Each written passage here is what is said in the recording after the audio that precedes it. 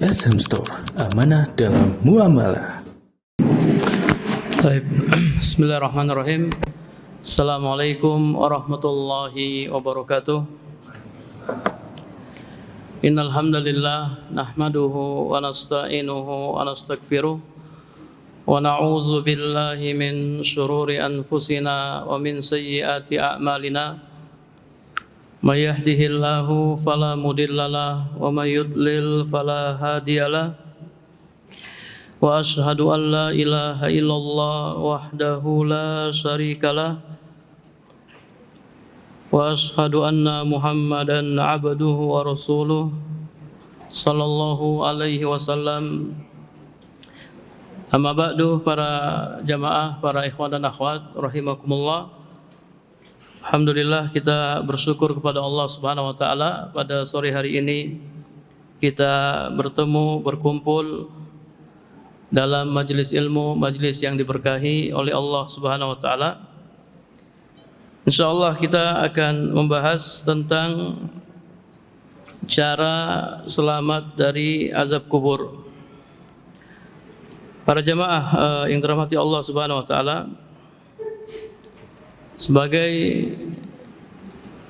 orang mukmin kita wajib beriman kepada azab kubur. Bahkan beriman kepada azab kubur termasuk beriman kepada hari akhir. Beriman kepada hari akhir mencakup beberapa perkara. Yang pertama, al-imanu bil ba'si, beriman kepada kebangkitan. Yang kedua, al-imanu bil hisabi wal jaza, beriman kepada hisab dan jaza, balasan. Yang ketiga, al-imanu bil jannati wan nar, beriman kepada surga dan neraka. Termasuk beriman kepada hari akhir, al-imanu bi kulli ma yakunu ba'dal maut, beriman kepada segala perkara yang terjadi setelah kematian, seperti fitnah kubur. Fitnah kubur yakni pertanyaan kubur. Setelah kita meninggal dunia, kita akan ditanya, man rabbuka wa man nabiyuka wa ma dinuka. Ini fitnah kubur, harus kita imani. Kemudian beriman kepada azab kubur dan nikmat kubur. Orang yang bisa menjawab pertanyaan kubur, dia akan mendapatkan nikmat kubur. Dan orang yang tidak bisa menjawab pertanyaan kubur, dia akan mendapatkan azab kubur. Waliyazubillah. Jadi beriman kepada adanya azab kubur ini termasuk beriman kepada hari akhir. Para jemaah yang dirahmati Allah Subhanahu wa taala, yang terpenting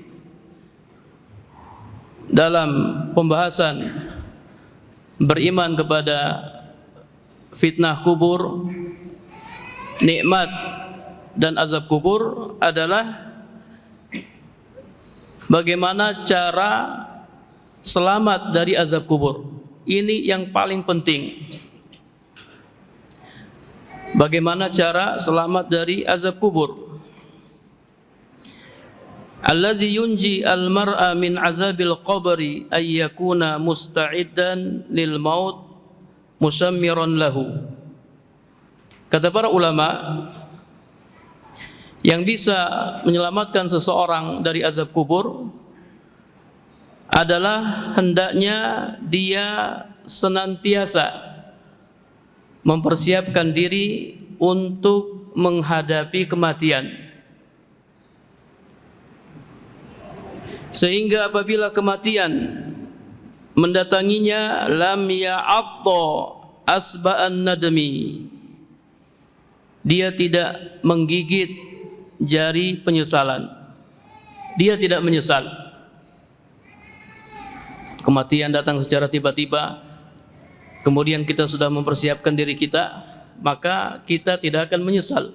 Berbeda kalau kita belum mempersiapkan diri, kemudian kematian mendatangi kita, maka kita akan menyesal. Ya, apalagi sekarang kita lihat banyak kematian mendadak. Ya, pagi hari kita masih ketemu sama teman kita, saudara kita. Di siang hari, di sore hari dia sudah tidak ada. Dia sudah meninggal. Termasuk tanda-tanda kiamat, banyaknya kematian yang terjadi secara tiba-tiba. Para jamaah yang dirahmati Allah Subhanahu wa taala, kematian mendadak itu su'ul khotimah atau husnul khotimah. Kematian mendadak itu su'ul khotimah atau husnul khotimah.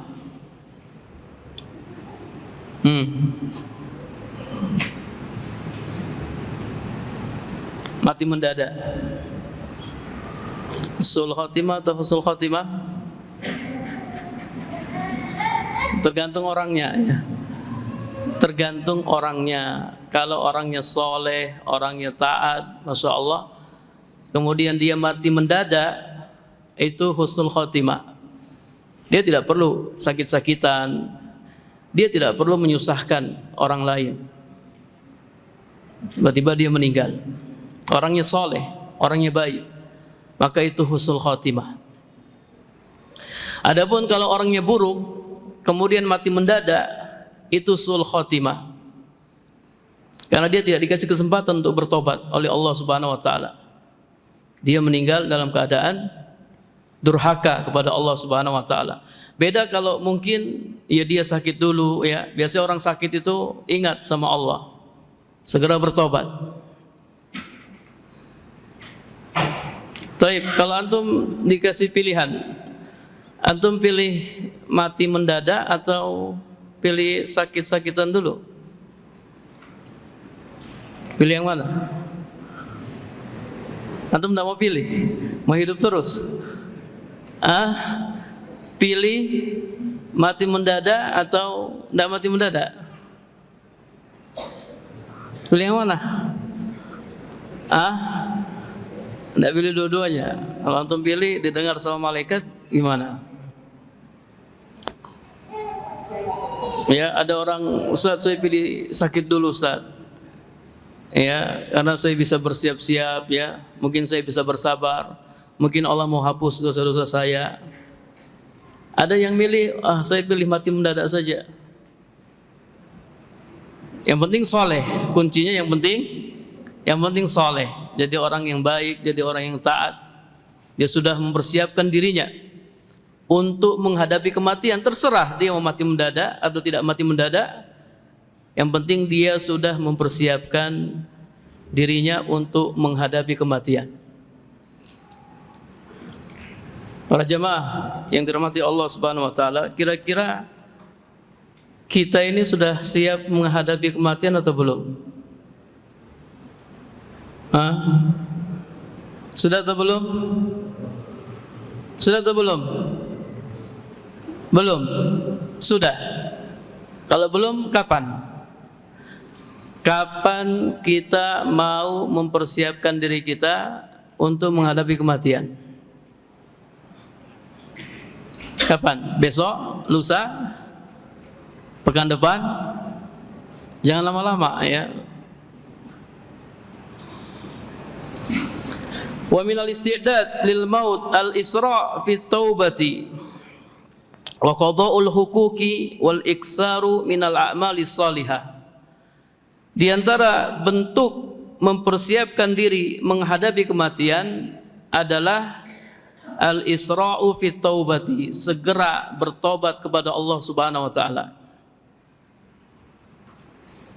Segera bertobat. Jangan tunda-tunda tobat. segera bertobat kepada Allah Subhanahu wa taala. Ya ayyuhallazina amanu tubu ilallahi taubatan nasuha asa rabbukum ayyukaffiru ankum sayyi'atikum wa yudkhilukum jannatin tajri min tahtihal anhar. Wahai orang-orang yang beriman, bertobatlah kepada Allah dengan tobat yang nasuha. Tobat yang nasuha, tobat yang memenuhi syarat, tobatnya ikhlas ya, karena Allah Subhanahu wa taala, sesuai tuntunan Rasul. Dia meninggalkan maksiat, dia menyesalinya, kemudian bertekad kuat untuk tidak mengulanginya, dan dia bertobat pada waktunya sebelum nyawa sampai di kerongkongan dan sebelum matahari terbit di sebelah barat. Ini tobat yang nasuha.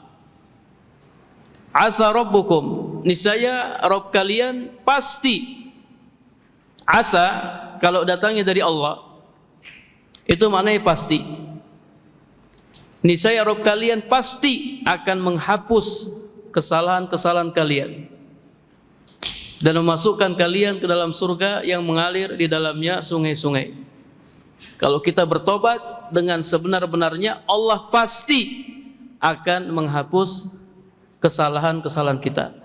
Sebanyak apapun dosa-dosa kita, kalau kita bertobat dengan tobat yang benar, Allah akan ampuni. Dosa apapun, hatta dosa syirik yang katanya tidak diampuni, innallaha la yaghfiru ay yushraka bi, sesungguhnya Allah tidak mengampuni dosa syirik, itu bagi orang yang tidak bertobat kepada Allah. Dia mati dalam keadaan berbuat syirik, kemudian dia tidak bertobat, maka Allah tidak ampuni dosa syiriknya. Tapi kalau dia sebelum meninggal dia bertobat dari dosa syirik, maka Allah ampuni dosa syiriknya. Innallaha yaghfiru dzunuba jami'an, sesungguhnya Allah mengampuni semua dosa, semua dosa. Hatta syirik diampuni kalau pelakunya bertobat kepada Allah Subhanahu wa taala. Jadi segera bertobat. Ustaz, dosa saya sudah terlalu banyak, Ustaz. Ya, kayaknya tidak mungkin Allah ampuni. Tidak boleh seperti itu. Itu buruk sangka kepada Allah. Itu putus asa dari rahmat Allah. Dalam hadis riwayat Tirmizi wa hasanahu, dan Imam Tirmizi menghasankannya, hadis qudsi ya, Allah Subhanahu wa taala berfirman, ya bani Adam, lau ataitani bi qurabil ardi khataya summa lakitani la tusyriku bi syai'an la ataituka bi qurabiha magfiratan. Wahai anak Adam, seandainya engkau datang kepadaku dengan membawa dosa sepenuh bumi. Dosa sepenuh bumi banyak enggak? Banyak ya, dosanya bukan sepenuh Surabaya atau sepenuh Jawa, sepenuh Indonesia, bukan. Dosanya sepenuh bumi.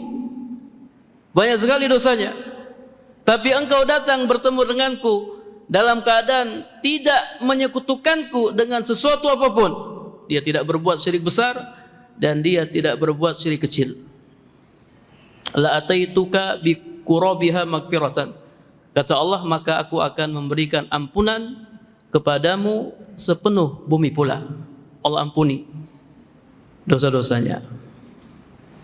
Ini keutamaan tauhid.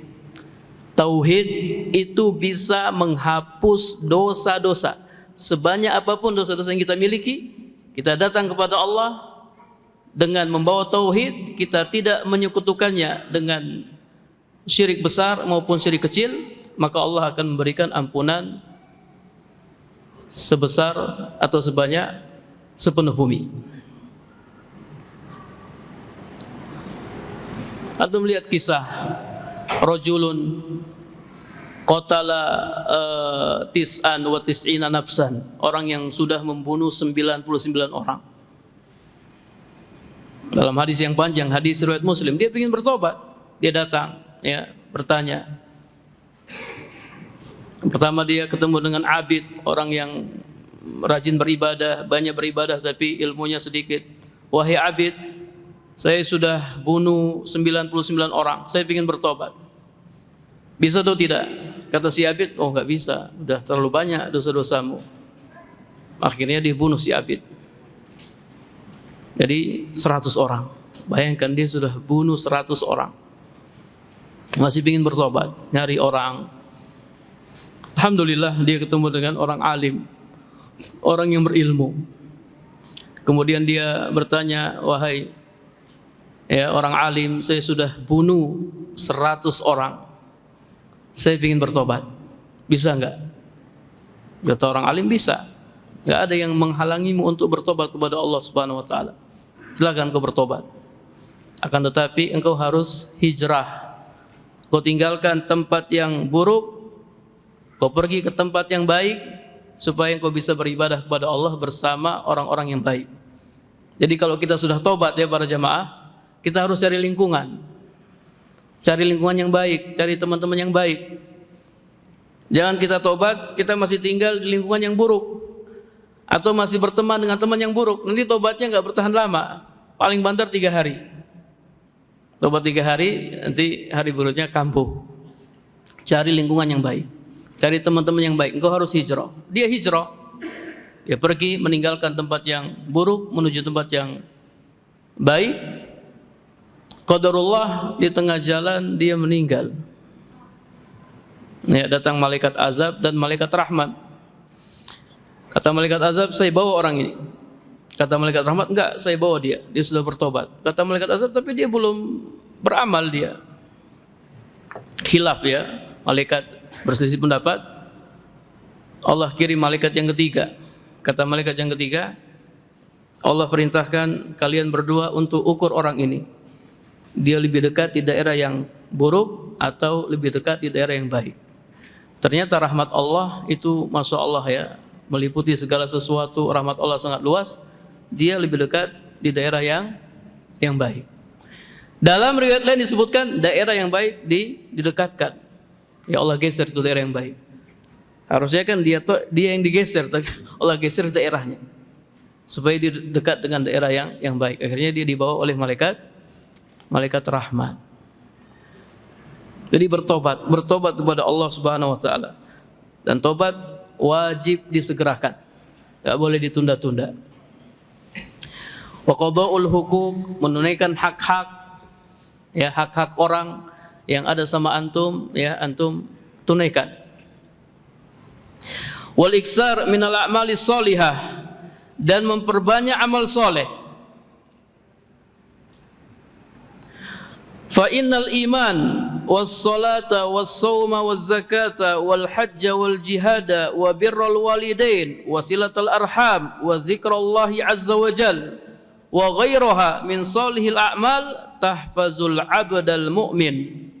Karena iman, salat, puasa, zakat, haji, jihad, berbakti kepada kedua orang tua, menyambung tali silaturahim, berzikir kepada Allah Azza wa Jal, dan amal-amal soleh lainnya, tahfazul abdal mu'min, bisa menjaga seorang mukmin. Amal soleh bisa menjaga orang mukmin. Wa biha yaj'alullahu lahu min kulli hammin farjan wa min kulli dikin makhrajan. Dengan iman dan amal soleh, Allah Subhanahu wa taala akan memberikan kelapangan kepadanya dari berbagai kesusahan, dan Allah akan berikan jalan keluar kepadanya dari berbagai kesempitan. Wa may yattaqillah yaj'al lahu makhraja. Siapa yang bertakwa kepada Allah, Allah akan berikan kepadanya jalan keluar. Iman dan amal soleh, memperbanyak amal soleh.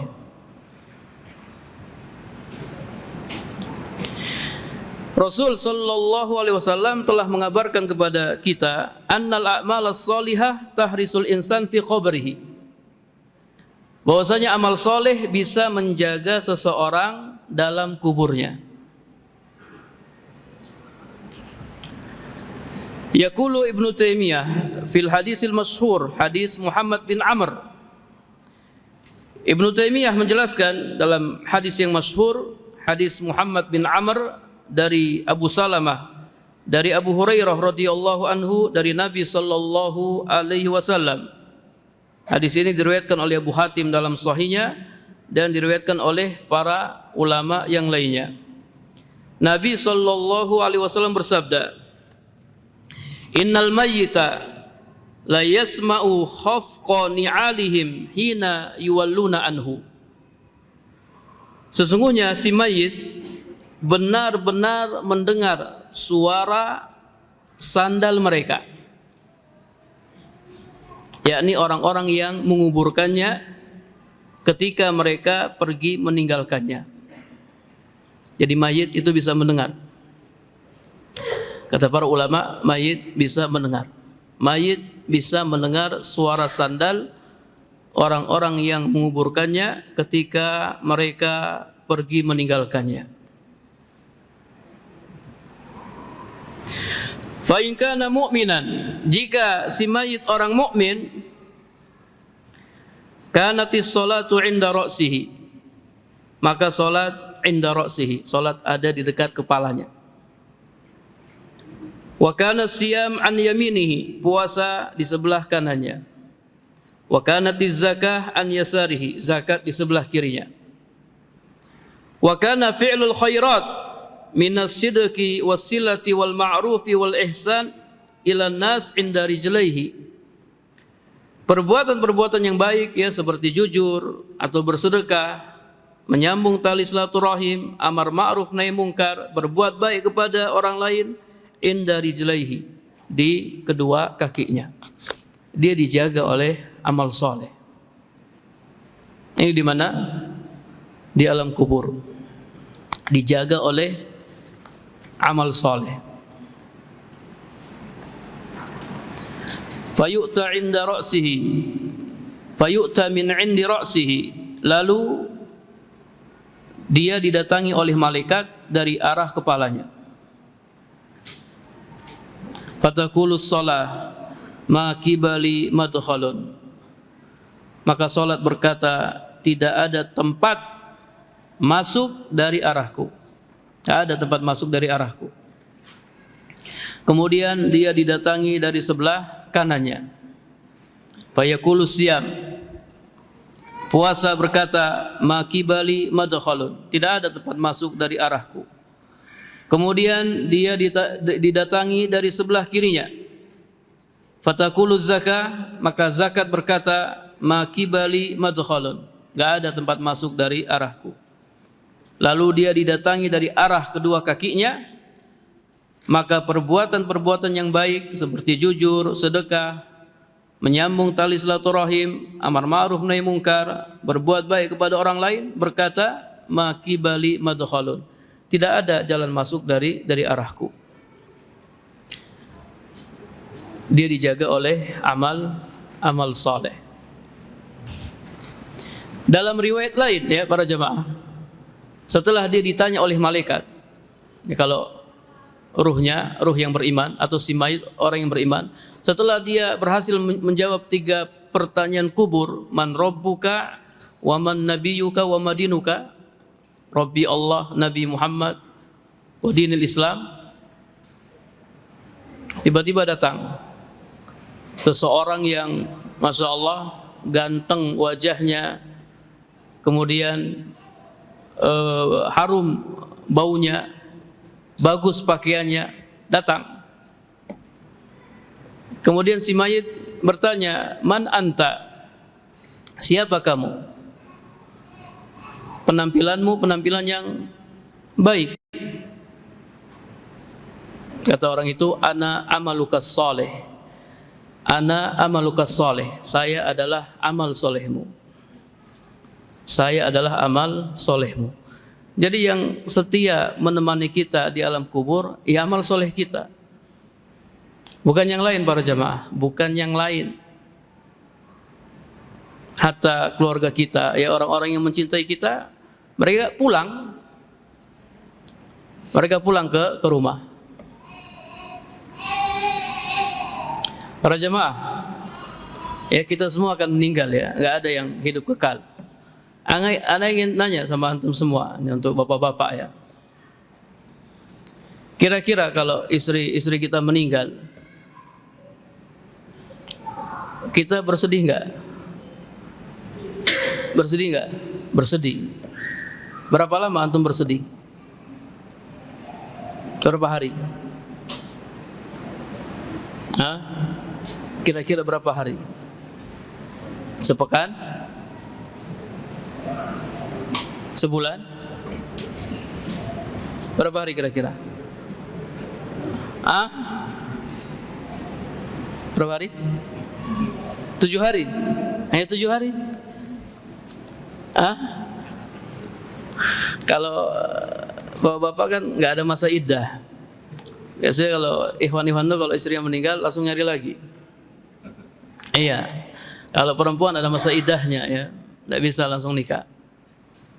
Kalau ibu-ibu kemarin Anda ngisi di Jogja, ibu-ibu kalau suami meninggal, kira-kira ibu-ibu bersedihnya berapa lama? Ya lama loh Ustadz, ya bisa sebulan, bisa 3 bulan. Kalau bapak-bapak berapa lama?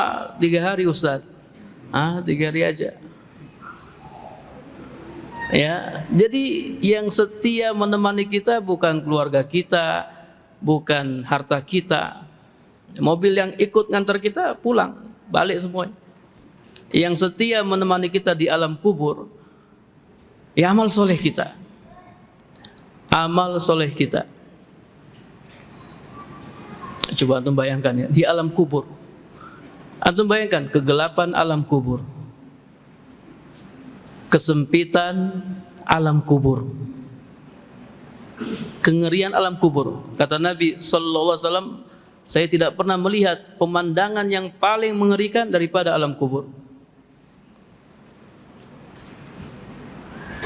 Antum kalau imannya lagi turun, ya, antum pingin maksiat, coba sesekali antum pejamkan mata antum tutup mata, terus antum ingat alam kubur, kengerian alam kubur, kesunyian alam kubur, kesempitan alam kubur, kegelapan alam kubur. Antum ingat mati, supaya yang tadinya iman antum turun itu bisa naik lagi. Yang tadinya antum pingin maksiat jadi nggak jadi maksiat karena ingat mati. Nabi SAW memerintahkan kita untuk apa? Untuk memperbanyak mengingat mati. Disuruh memperbanyak mengingat kematian. Kata beliau, aksiru zikra hazimil lazzat. Perbanyaklah mengingat kematian. Ya, suruh perbanyak mengingat kematian. Mengingat kematian di saat senang, mengingat kematian di saat susah, mengingat kematian di saat sehat, mengingat kematian di saat sakit, mengingat kematian ketika masih muda, mengingat kematian ketika sudah tua. Di setiap saat kita disuruh memperbanyak mengingat kematian. Allah Subhanahu wa taala mengingatkan Nabi Muhammad tentang kematian. Innaka mayyitun wa innahum mayyitun. Sesungguhnya engkau wahai Muhammad akan mati dan sesungguhnya mereka akan mati. Allah ingatkan Nabi Muhammad tentang kematian. Engkau akan mati wahai Muhammad.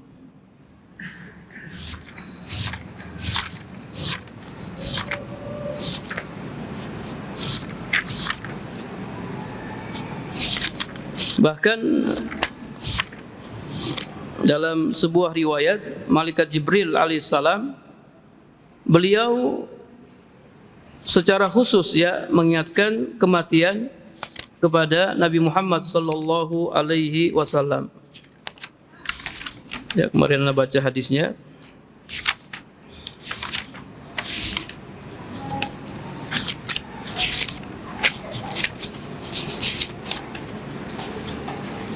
Mudah-mudahan ketemu, kalau enggak berarti bukan rezeki antum.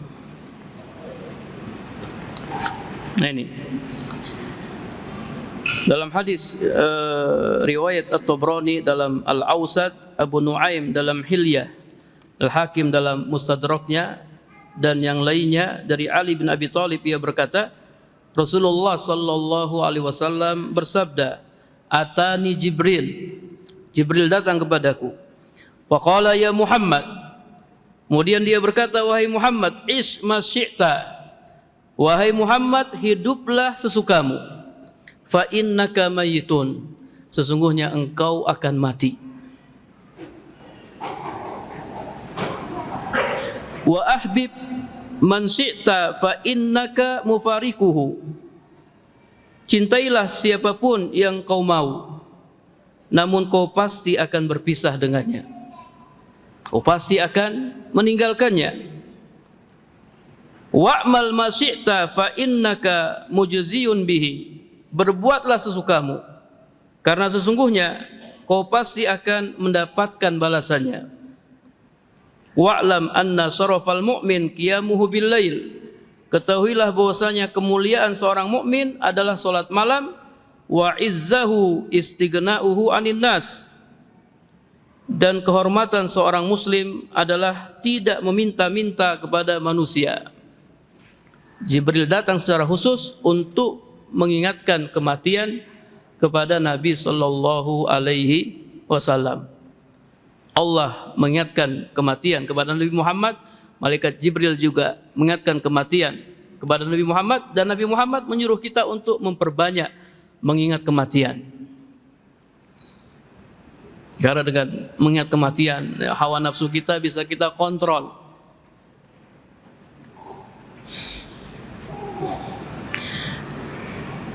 Ibnul Mubarak berkata bahwasanya Shalih Al-Muri pernah bertutur, "Inna zikrul maut idza faraqani sa'atan fasada ala qalbi." Sesungguhnya mengingat kematian apabila tidak aku lakukan sesaat saja, fasada ala qalbi, niscaya hatiku akan rusak.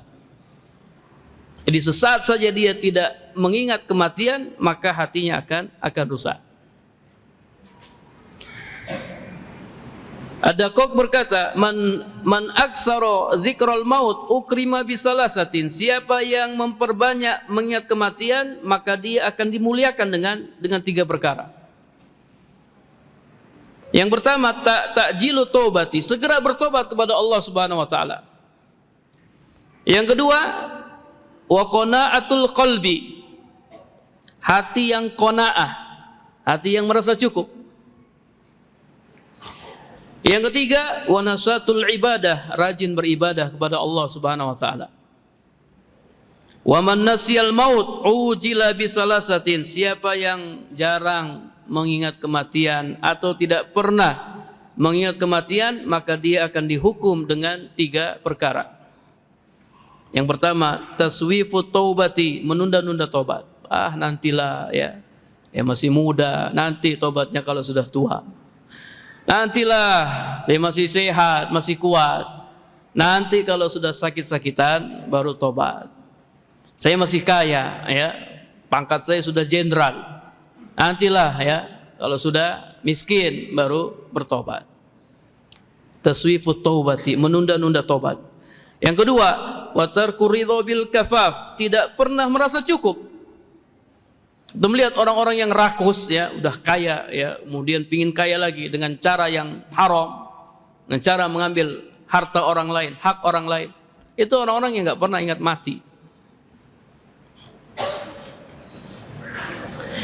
Yang ketiga, watakasul fil ibadah, malas beribadah kepada Allah Subhanahu wa taala.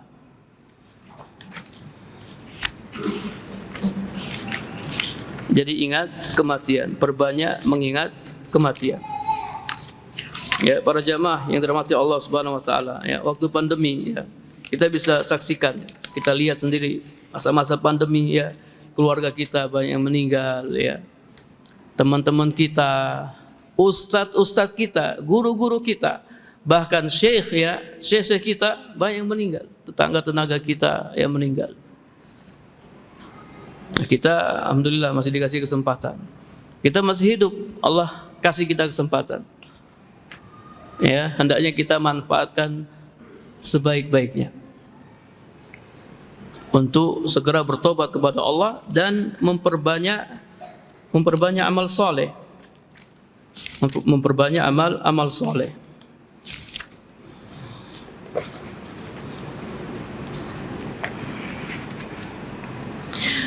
Fayuqalu lahu ijlis.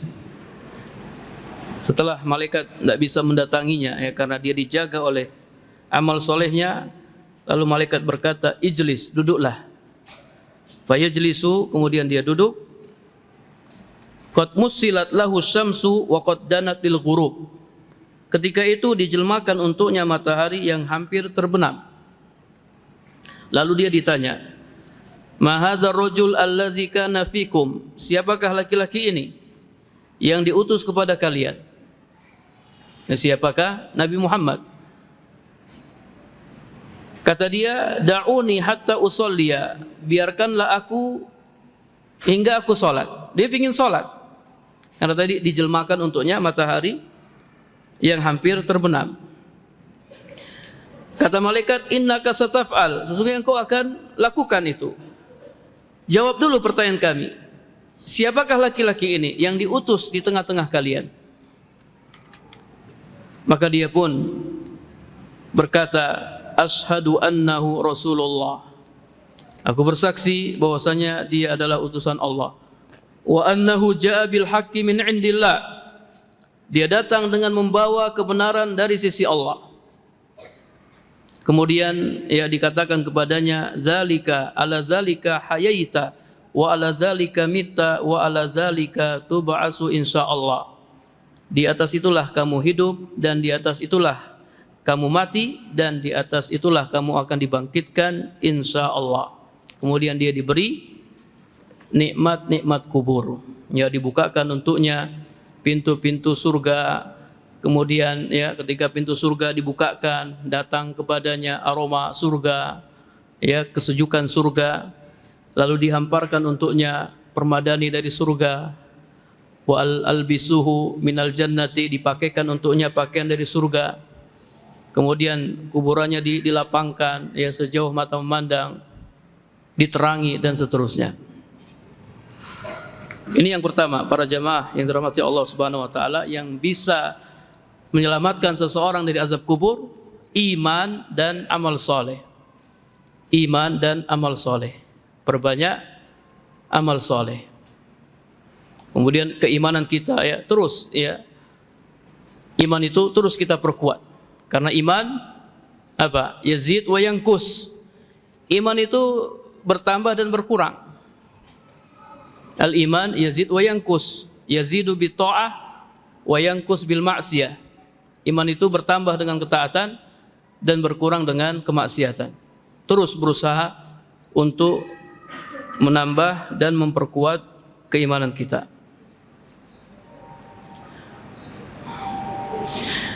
Kemudian cara yang kedua, cara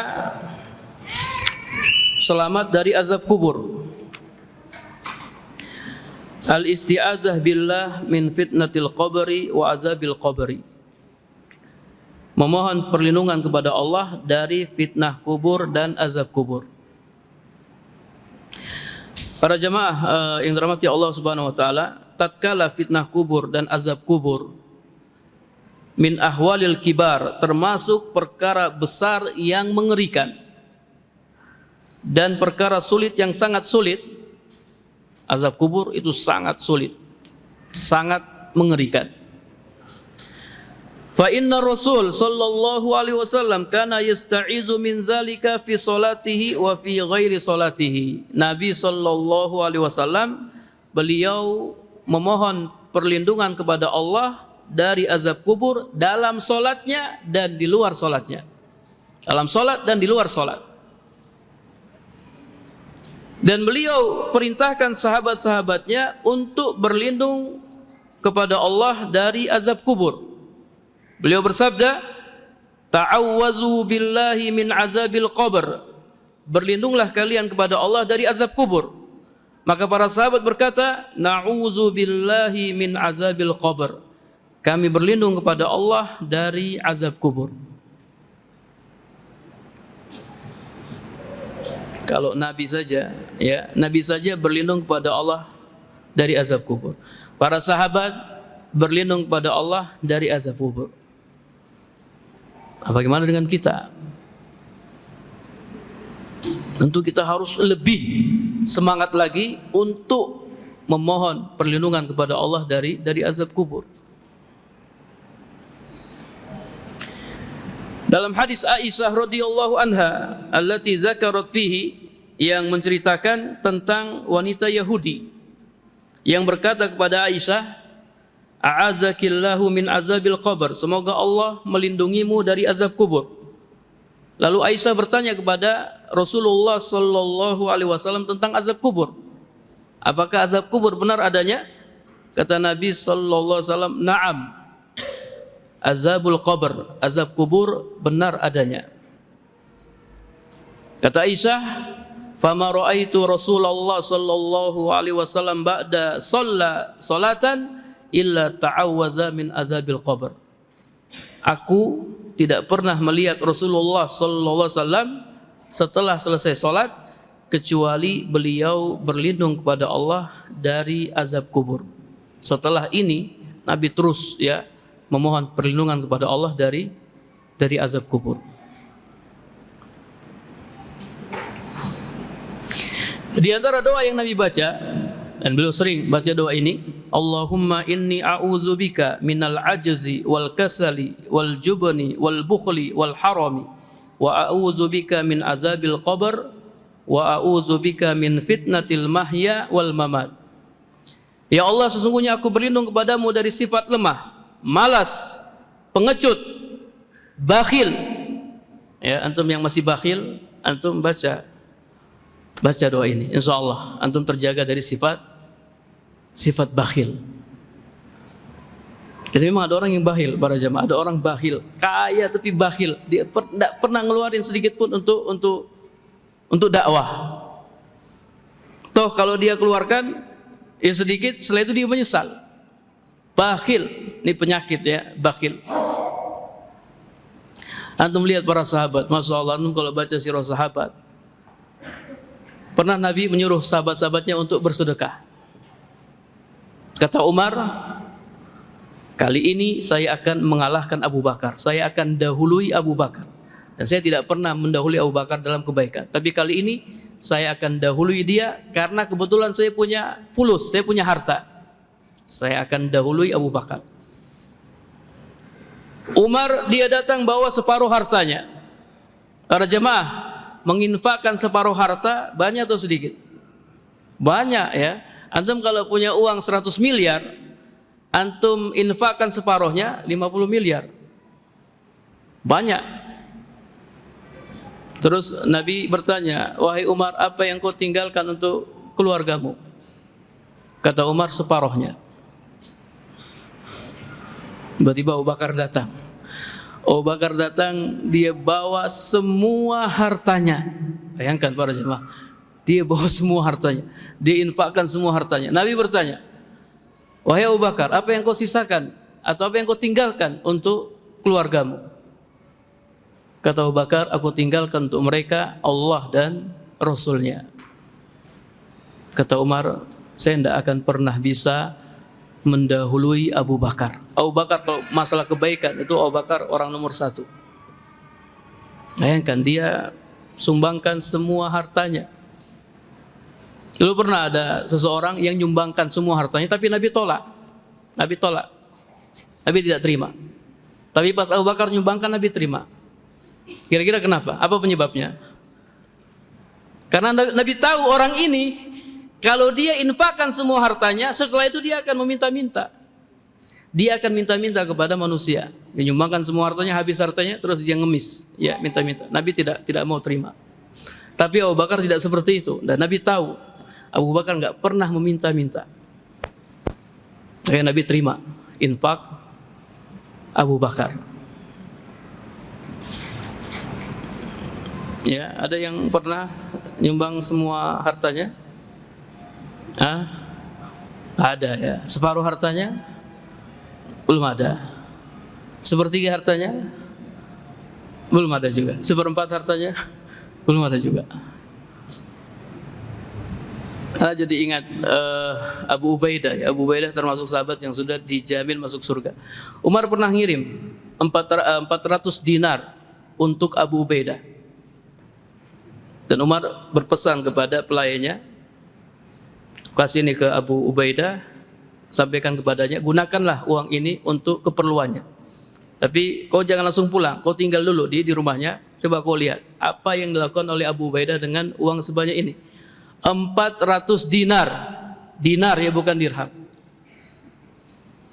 1 dinar berapa gram emas? 1 dinar itu 4,25 gram emas, 24 karat, 4,25 gram. Kalau diuangkan berapa? Berapa kira-kira kalau diuangkan? Penjual emas ini yang biasa jual emas, 4 juta ya, 4 juta lebih, kurang atau lebih? Kurang. Taruhlah 4 juta ya. Taruhlah 1 dinar itu 4 juta para jemaah. Coba antum kalikan 4 juta kali 400. Berapa itu? 4 juta kali 400. Berapa? 1,6. 1.600.000.000. Iya. Iya. Nah. Apa yang dilakukan oleh Abu Ubaidah dengan uang sebanyak ini? Diperhatikan tuh sama pelayannya Umar ya, bawahannya Umar. Ternyata Abu Ubaidah bagi-bagikan. Tolong antarkan 7 dinar kepada si fulan, antarkan 4 dinar kepada si fulan. Terus dibagi-bagikan sampai habis. Sampai habis. Lalu disampaikan kepada Umar, Umar pun merasa senang. Masya Allah ya. Alhamdulillah, mereka itu saudara. Punya harta dia bagi-bagikan. Dapat duit 1,6 miliar dibagi-bagikan sampai habis para jemaah. Antum kalau dapat duit 1 M, berapa yang antum bagi-bagikan? Nah, berapa kira-kira? Kalau punya duit 1 M, berapa yang dibagi-bagikan? Berapa? Semuanya. Sama seperti Abu Ubaidah. Abu Ubaidah ini masuk surga, dia masuk surga. Antum bagi-bagikan semuanya? Tidak. Belum dapat. Belum pernah dapat. Kalau dapat 25%. Alhamdulillah ya. Benar ya, 25%. Benar. Ini didengar sama malaikat. Sama Allah. Iya ya? Oke. Yang lain? Cepat biar dikabulkan ya. Kita nggak tahu rezeki. Antum bilang, iya saya kasih 50%. Kalau diaminkan oleh malaikat. Tapi kalau udah dapat jangan lupa ya. Kadang kalau udah dapat ya, aduh anak masih kuliah ya. Istri minta ini, minta itu. Ya, akhirnya nggak jadi. Ya, padahal dulu di masjid, insya Allah ya 50%. Ini para sahabat radhiyallahu anhum. Ya, berlindung kepada Allah dari sifat pengecut, ya, bakhil, pikun. Dan aku berlindung kepadamu dari azab kubur, dan aku berlindung kepadamu dari fitnah kehidupan dan kematian. Ini doa yang sering dibaca oleh Nabi sallallahu alaihi wasallam. Dalam riwayat yang lain, Nabi sering membaca Allahumma inni a'udzubika minal kasali wal harami wal ma'sami wal maghrami wa min fitnatil qabr wa azabil qabr. Ya Allah, sesungguhnya aku berlindung kepadamu dari sifat malas, pikun, dosa, utang. Nabi berlindung kepada Allah dari utang dan dari fitnah kubur dan azab kubur. Ini di luar salat. Di dalam salat ya, Nabi bersabda dari hadis Abu Hurairah radhiyallahu anhu, ia berkata Rasulullah sallallahu alaihi wasallam bersabda, "Idza tashahhada ahadukum falyasta'id billahi min arba'in."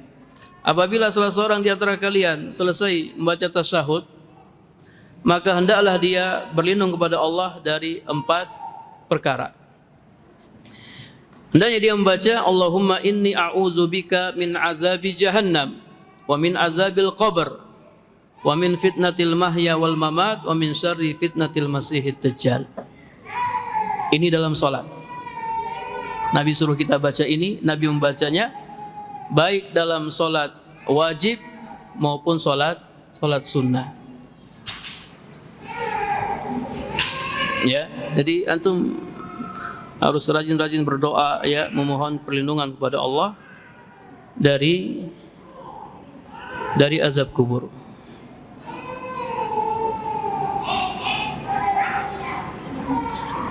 Dalam zikir pagi dan petang, ya juga ada doa memohon perlindungan kepada Allah dari azab kubur. Siapa yang hafal doanya? Nah, siapa yang hafal doa zikir pagi dan zikir petang?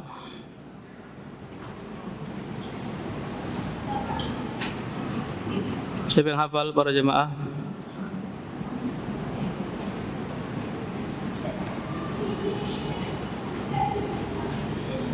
Allahumma afini fi badani, Allahumma afini fi sam'i, Allahumma afini fi basari, la ilaha illa ant.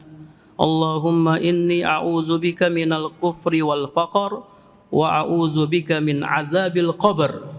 La ilaha illa anta. Ya, untuk rajin baca doa ini.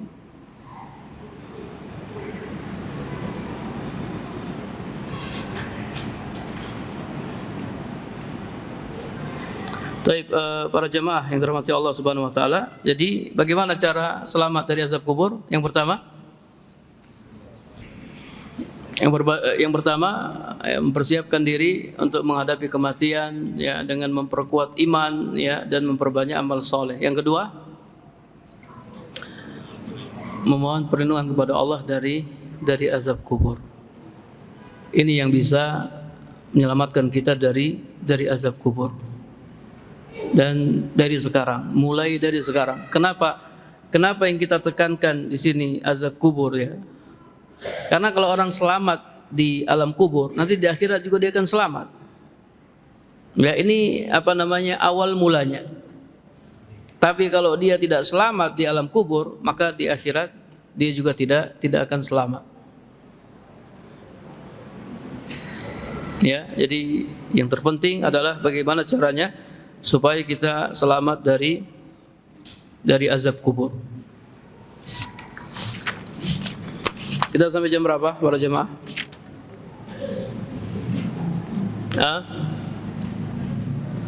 Sampai jam berapa? Sampai jam 5, ya.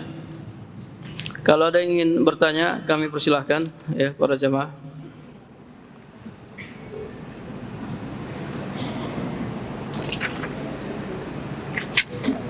Ada pertanyaan, kami persilahkan.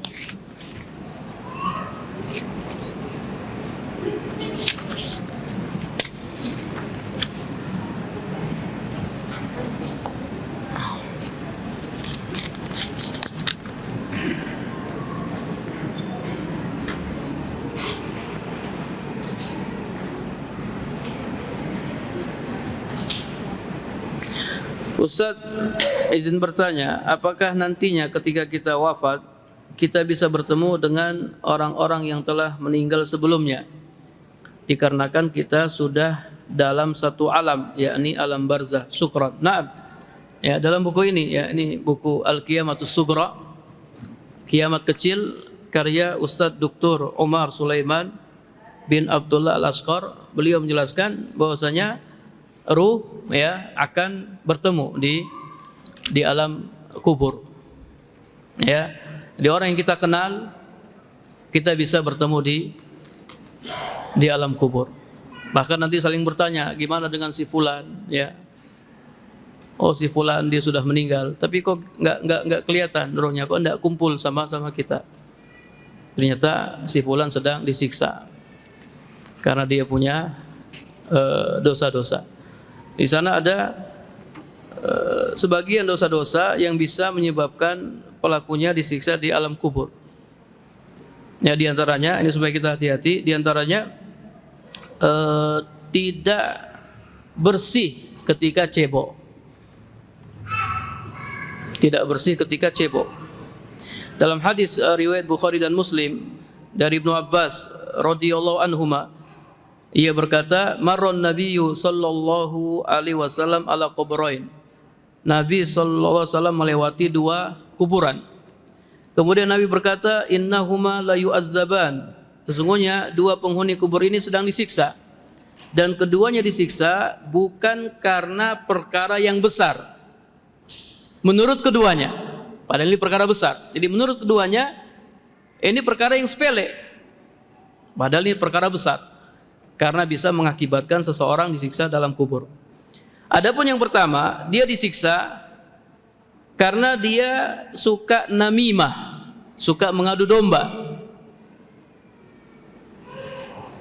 Wa amal akhar, adapun yang kedua, kana la yastatir min baulihi. Dia tidak istitar pada saat kencing. Al-istitar mempunyai dua makna. Makna yang pertama, di saat kencing dia tidak menjaga dirinya dari percikan air kencingnya, yang mana air kencing itu najis. Mana yang kedua, di saat kencing dia tidak menjaga auratnya sehingga auratnya tersingkap. Ini juga bisa menyebabkan seseorang disiksa di alam kubur. Ya, ketika kita buang air kecil atau buang air besar, kita akan buka aurat kita. Maka hendaknya kita jaga, jangan sampai kita kencing kemudian aurat kita dilihat oleh orang lain. Dan jangan sampai ketika kita kencing ada percikan air kencing yang mengenai tubuh kita atau mengenai pakaian kita. Karena air kencing itu najis. Jadi orang yang cebok tidak bersih ini bisa menyebabkan disiksa di alam kubur. Cebok tapi tidak bersih. Gimana dengan orang yang tidak cebok ya? Oh, cabut ya, kencing. Tidak cebok ya, ini lebih berat lagi tentunya. Ya, jadi ini tidak kelihatan karena dia sedang disiksa, ruhnya sedang disiksa. Para jemaah yang dirahmati Allah SWT, ketika kita meninggal, itu yang mati apa? Yang mati jasad kita yang mati. Adapun ruh tidak mati. Ya, yang mati jasad kita, ruh tidak mati. Ruh berada di alam barzah dan bisa bertemu dengan ruh-ruh yang lain yang dikenalinya. Wallahu a'lam bishawab.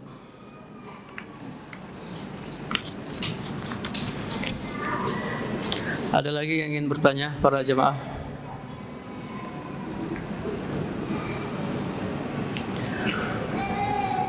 Naam.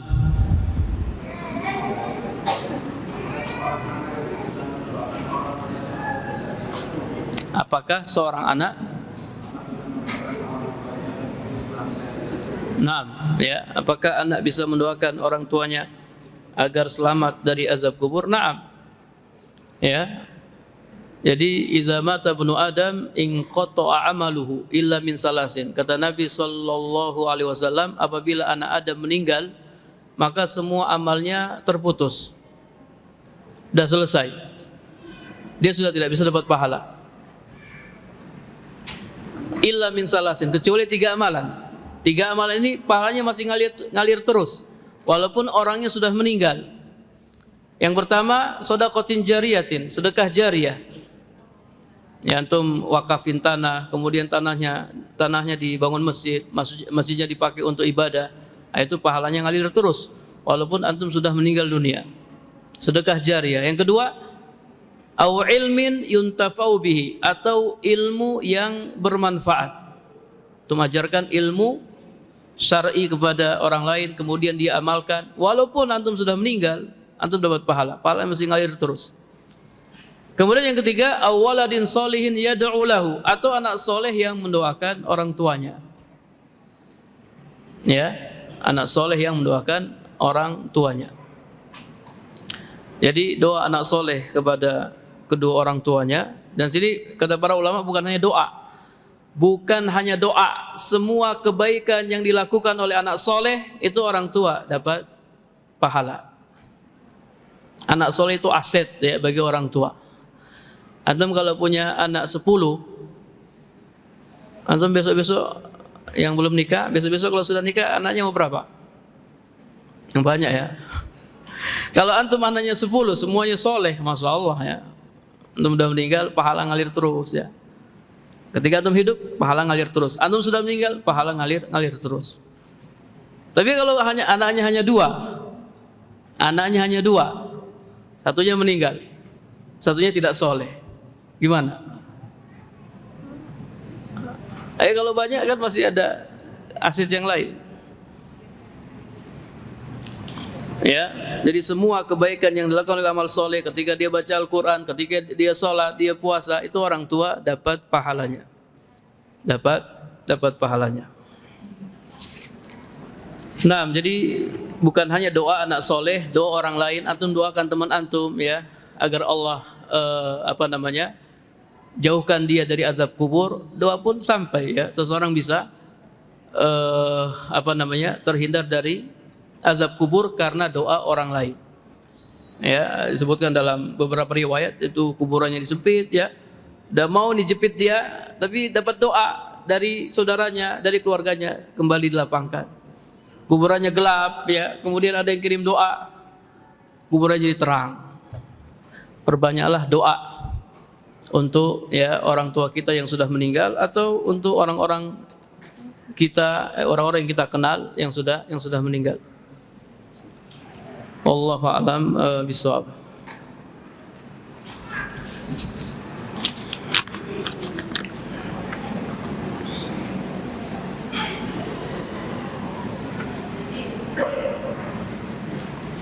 Ustadz, apakah membaca surat Al-Mulk setiap itu bisa menyelamatkan dari azab kubur? Wallahu a'lam bishawab ya. Kalau memang ada hadisnya, kemudian hadisnya sahih, naam, ya kita tetapkan. Yang kita bahas hanya sebagian. Ada banyak cara supaya seseorang bisa selamat dari azab kubur.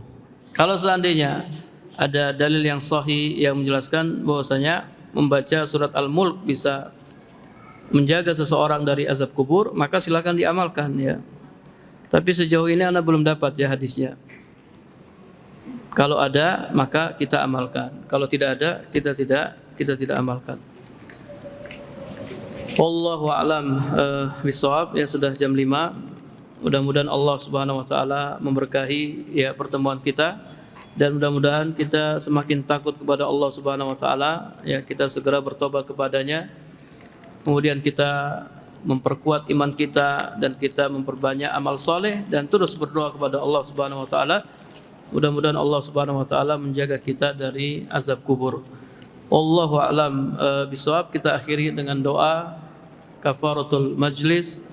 Subhanakallahumma wa bihamdika asyhadu an la ilaha illa anta astaghfiruka wa atubu ilaik. Wassalamualaikum warahmatullahi wabarakatuh.